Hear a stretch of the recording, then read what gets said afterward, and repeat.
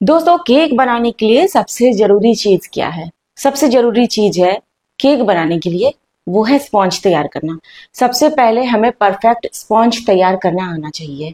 अगर आप बेकरी जैसा केक बनाना सीखना चाह रहे हैं जो कि शॉप्स में अवेलेबल होता है, और अगर आप बिजनेस करना चाह रहे हैं, अगर आप सेल करना चाह रहे हैं, या मान लीजिए आप सेल नहीं भी करना चाह रहे लेकिन बेकरी जैसा केक बनाना सीखना चाह रहे हैं, तो ये वीडियो आप पूरी जरूर देखिए। इस वीडियो में जो बेसिक चीजें होती है, जैसे सबसे पहले होता है स्पॉन्ज बनाना, वो सीखेंगे हम लोग।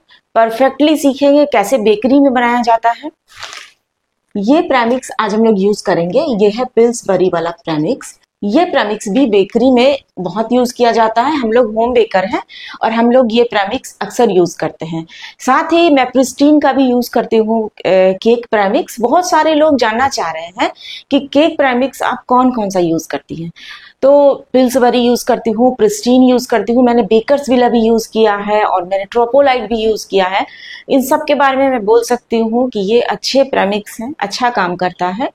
ज्यादातर मैं पिल्सबरी और प्रिस्टीन ही अभी लगातार यूज कर रही हूँ, लेकिन मैंने जो ट्रोपोलाइट का यूज किया वो भी मुझे अच्छा लगा, और बेकर्स विले भी बहुत अच्छा प्रेमिक्स है। तो आप ट्राई कर सकते हैं कि आपको कौन सा पसंद आ रहा है। लेकिन आज हम लोग सीखने जा रहे हैं पिल्सबरी प्रेमिक्स के साथ। तो ये चॉकलेट प्रेमिक्स है जो आज हम लोग यूज करेंगे। स्पॉन्ज बनाने के साथ साथ केक को हम लोग शार्प एज कैसे देते हैं वो सीखिए। ये दोनों चीजें बहुत ज्यादा जरूरी होती है केक के बिजनेस के लिए, केक के काम के लिए, या घर के लिए बना रहे हैं। उसके बाद डिजाइनिंग का काम हो जाता है। तो आप जो भी डिजाइन देना चाहते हैं आप दे सकते हैं। तो इसमें आज हम लोग डिजाइनिंग नहीं सीखने जा रहे हैं, आज हम लोग बेसिक चीजें सीखने जा रहे हैं। और विप क्रीम भी बनाना सीखिए इसी वीडियो में। डिजाइनिंग मेरे चैनल पर बहुत सारा मैंने बताया है, जेल से, विप क्रीम से, टॉपर्स लगा के, न्यूट्रल जेल से, चॉकलेट ग्लेज के साथ बहुत सा डिजाइनिंग है। तो डिजाइनिंग आप वहां जाकर के सीख सकते हैं फ्रेंड्स, क्योंकि एक ही वीडियो में अगर सब में डाल दूंगी ना तो बहुत ज्यादा लंबी हो जाएगी वीडियो।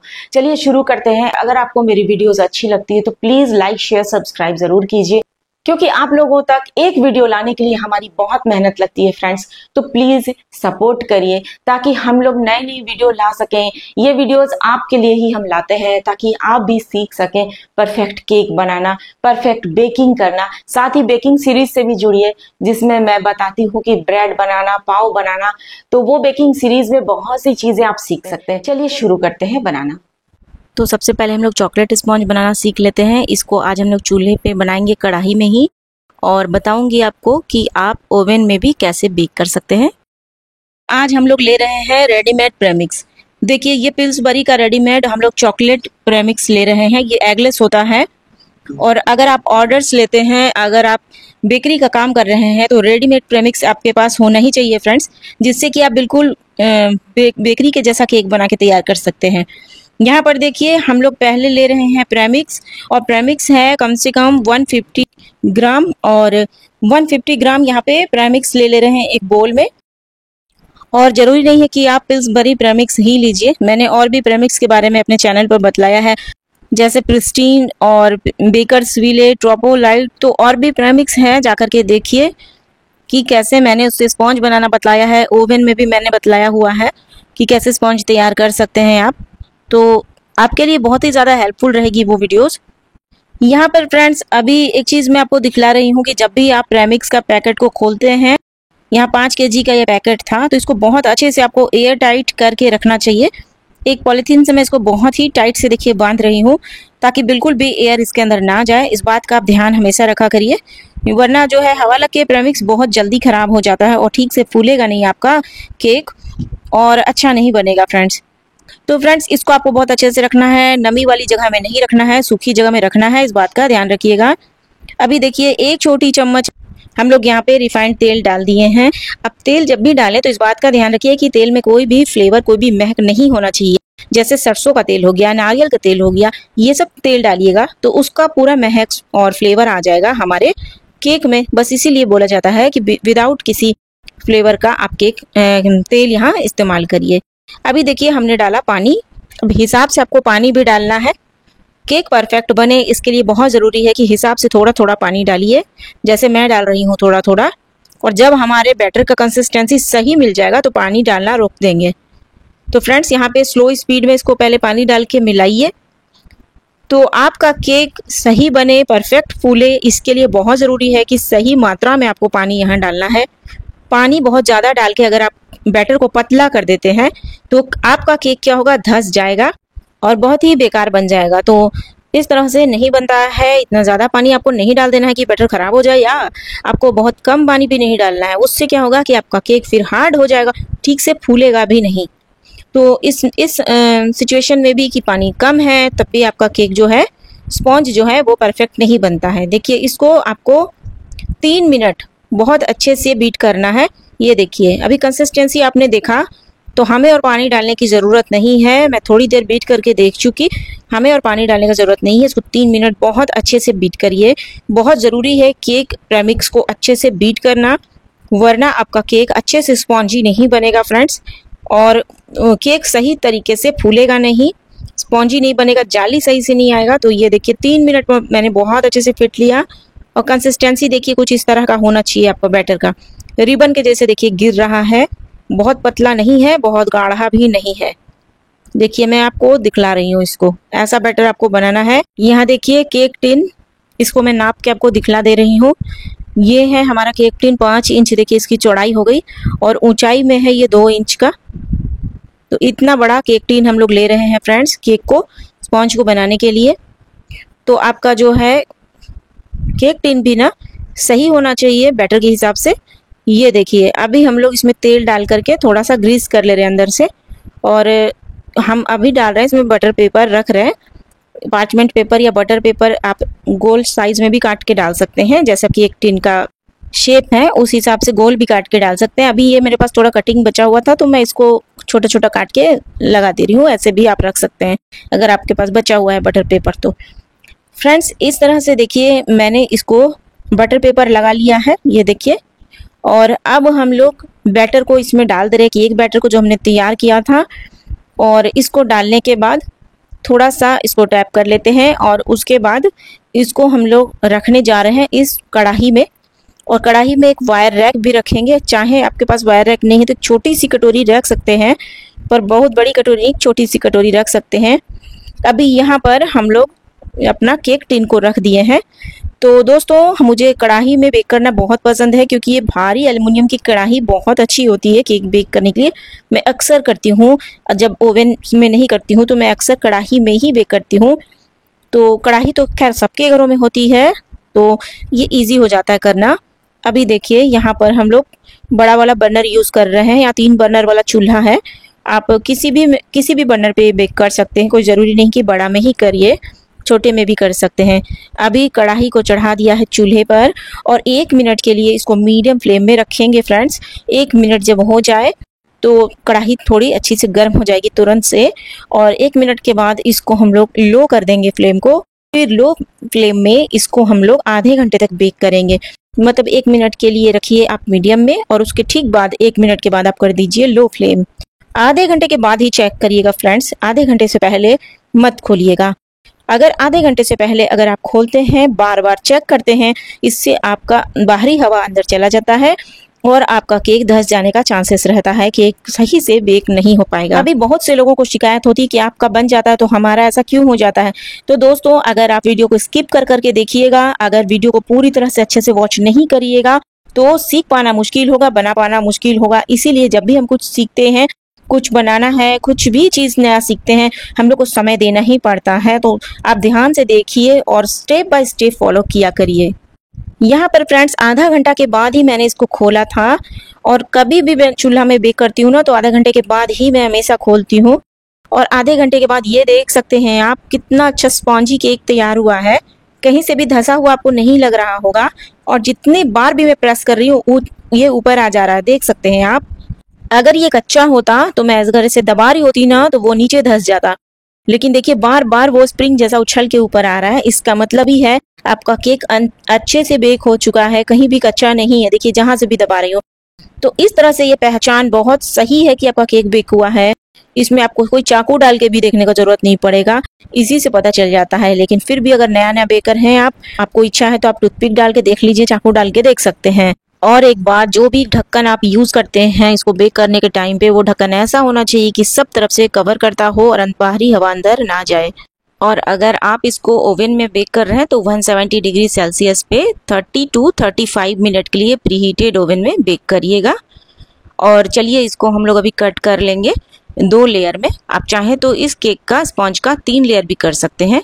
अभी देखिए कितना सॉफ्ट है, हर जगह से देखिए सॉफ्ट है, चाहे ऊपर से हो या साइड से, हर जगह से। और अभी हम लोग इसको लेयर कट कर लेंगे। केक स्पॉन्ज जब ठंडा हो जाए तभी कट करिएगा फ्रेंड्स। ये देखिए जाली देखिए कितना अच्छा आया है, बिल्कुल बेकरी जैसा आपका ये स्पॉन्ज बनेगा। ये देखिए बहुत अच्छा लगता है, खाने में भी इसका टेस्ट बहुत अच्छा है। ऊपर से ये डोम शेप है, इसको हटा देंगे और ये 2 लेयर से ही आज हम लोग केक बनाना सीखेंगे। ऊपर से थोड़ा अच्छे से मैं सीधा कर दे रही हूँ ताकि जब केक में हम लोग बनाएंगे ना, लेयर रखेंगे एक के ऊपर एक, तो बिल्कुल सीधा बैठे, इसीलिए।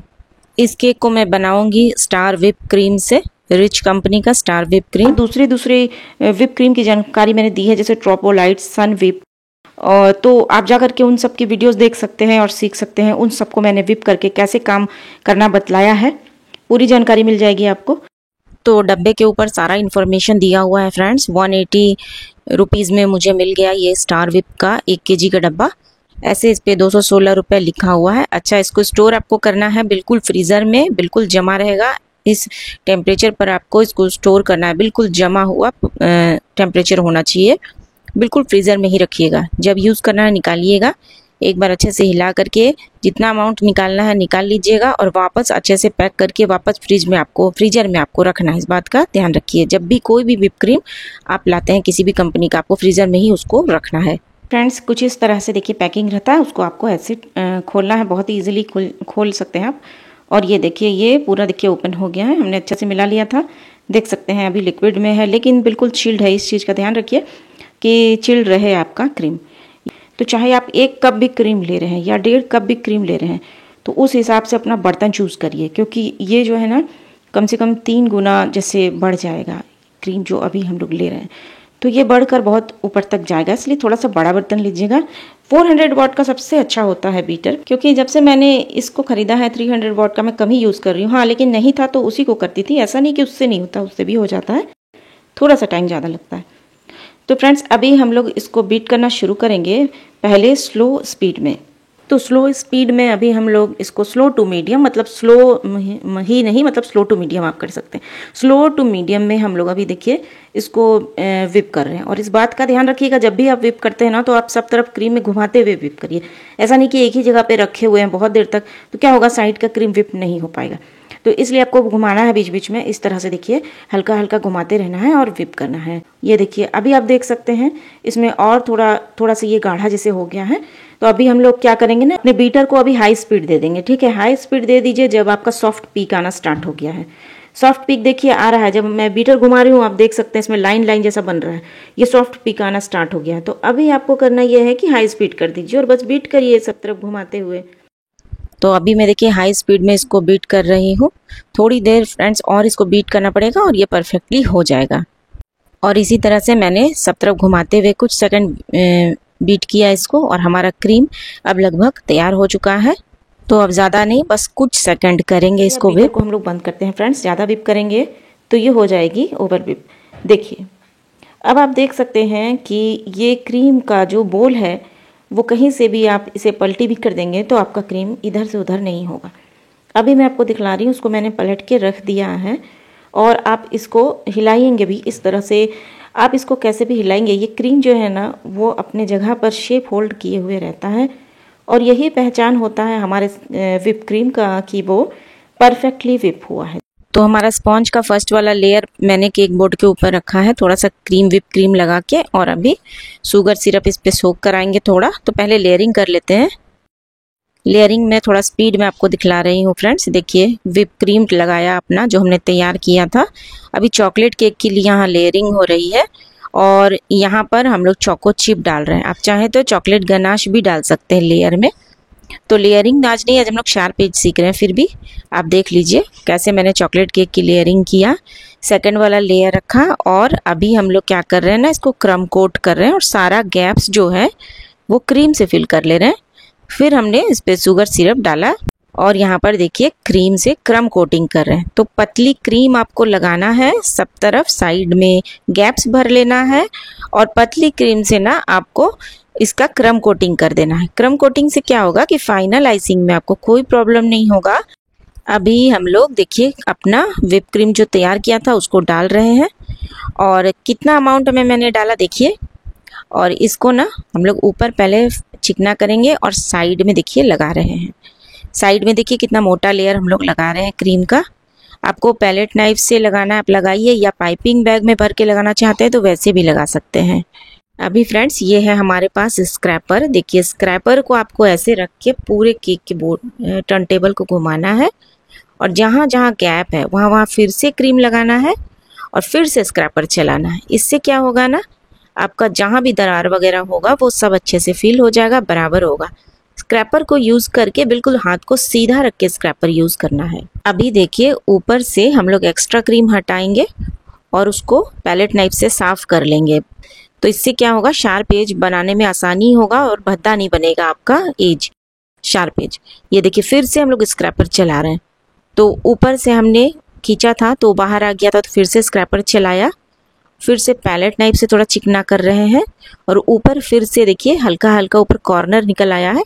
फिर से उसको करिए इस तरह से चिकना और उसको हटा दीजिए, पैलेट नाइफ में मत रहने दीजिए, इसे हटाइए।